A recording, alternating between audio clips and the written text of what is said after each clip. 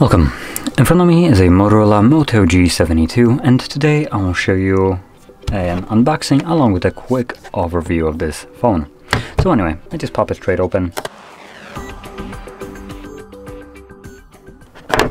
There we go. Right off the bat we have the phone, obviously, and it's already in the case, which is something that Motorola tends to do, where it puts their phone already in a case. We have some paperwork, so throw that to the side. We have a 33-watt charger, so pretty nice. And we have a Type-C to Type-A charging cable. And that's all we have. Anyway, let's just power on the device, and okay, it's turning on. Let's peel this off as well. There we go.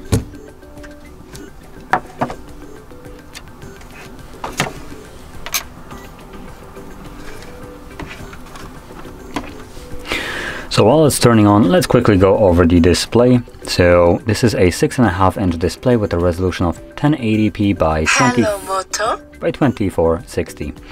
It's also a P-OLED display. Not really sure what the P is supposed to stand for. It is 120 Hz display with 1 billion colors and also HDR10 Plus certified. So that's pretty nice. Anyway, it has a 85.3% screen to body ratio with 410 pixels per inch. So it is basically what you would expect from almost any kind of phone right now on the market. Most of them are roughly around 400 pixels per inch, which is pretty nice. You shouldn't see any pixels on it, which is basically what you're looking for. Now moving on to the cameras, once I finish up the setup. Come on, quick. And there we go.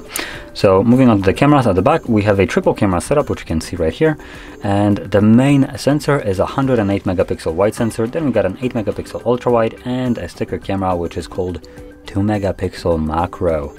Now, that last one is even bigger dog shit than it usually is. Now, usually phones include like 2 megapixel macro and depth, and phones that come with like 64 megapixel sensors as a main shooter. But here we have double of that basically, and they still decided to show you that middle finger with a 2 megapixel macro. This is an absolute dog shit camera, and there is really no reason to use it. And I'm gonna actually just show you this right now. So we're gonna go into photo mode. I'm gonna select that now, whatever. And we're looking at 1 times zoom. Can I like zoom to 2 times maybe? No, 2 times, come on. Ah, there we go.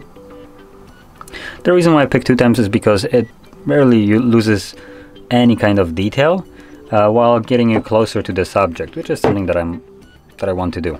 Anyway, there's our little plant as a subject. Gonna capture just this little leaf right here. Let's see what we get.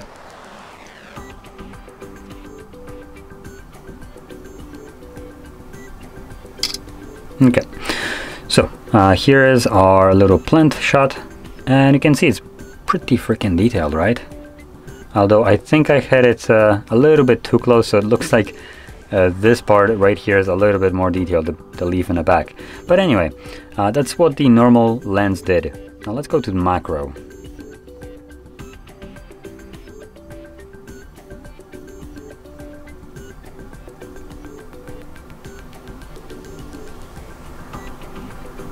It looks like that's as close as I can get. So here we have a macro shot. Now this starts to look like an oil painting, to be honest. It's nowhere near as detailed, and just to kind of like flip between, here is the 2 times zoom 108 megapixel, and here is the macro. The distinction here is absolutely clear.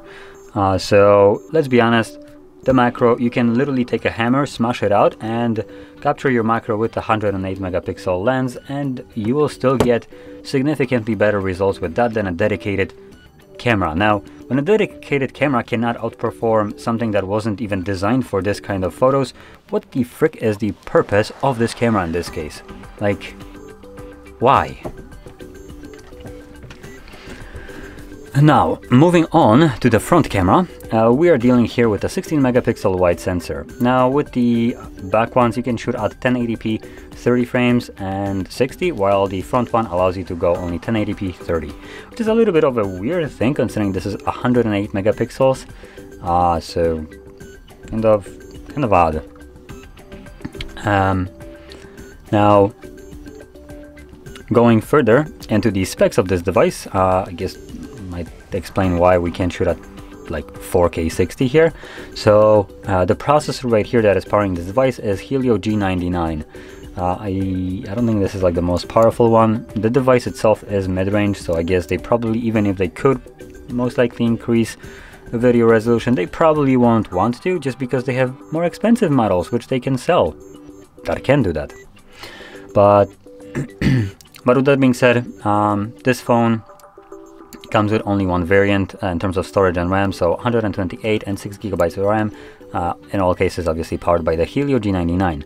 5000 mAh battery with a 33 watt charger, which is just a little bit off the camera, there we go. And there is no advertised charging speeds, but assuming, just guessing kind of, I'm pretty sure you can charge this phone to full in less than 2 hours. So it's pretty decent charging speed, maybe even a little bit faster than like 1.5 hours probably full charge.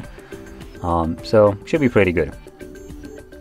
Now, with that being said, this phone at the end of the day is something along the lines of mid-range to budget, or budget to mid-range. It is, or it's coming at around 270 euros. And also dollars, considering they're basically both at the same value right now. So it is a little bit above, I would say, just like the entry point, which usually they come at around 130 euros. So this is entry to mid-range. Mid-range would usually be something along like 300 to 400. So it's somewhere in between. And honestly, for the price that you get to pay, this phone has some pretty nice features, like the OLED display with 120 Hz refresh rate. That's pretty sweet spec to have on a phone at this price range. A pretty big battery, meaning your phone will last you a decent amount of time. It comes with a charger, which again is another positive, something that phones that costs nearly 10 times more do not have. So as an example, this Hanko phone just decides to cost $1,800 and not even include a freaking charger in a case, nor a case, because why would it? You can just spend more money, right? You haven't already spent enough. But here we have a case, we have a charger, we have a decent battery and a charging speed, and really nice display. So it's in general actually a surprisingly nice package. Now the only thing that will probably be up to question right here would be the camera and photo quality. Now obviously the megapixels right here are pretty decent at 108. This is a pretty nice resolution that you can get out of a photo, but the question is how well optimized the phone is for this camera, which that is something that you will need to test out yourself by taking photos in different environments, different scenarios, in light, against light, in darkness, or poorly lit environments, and see how it performs. And if you don't really care for camera, which is completely fine, then this phone seems like it has very little drawbacks. Obviously the probably main one will be the efficiency of the processor, the Helio G99. Obviously there are way more powerful processors on the market. This one is well, not one of them. But if you're not the type of person who counts milliseconds between how fast your apps open, then again you won't care for that either. And in this case the phone is really nicely priced with really nice features. Now anyway, with that being said, if you found this video helpful, don't forget to hit like, subscribe, and thanks for watching.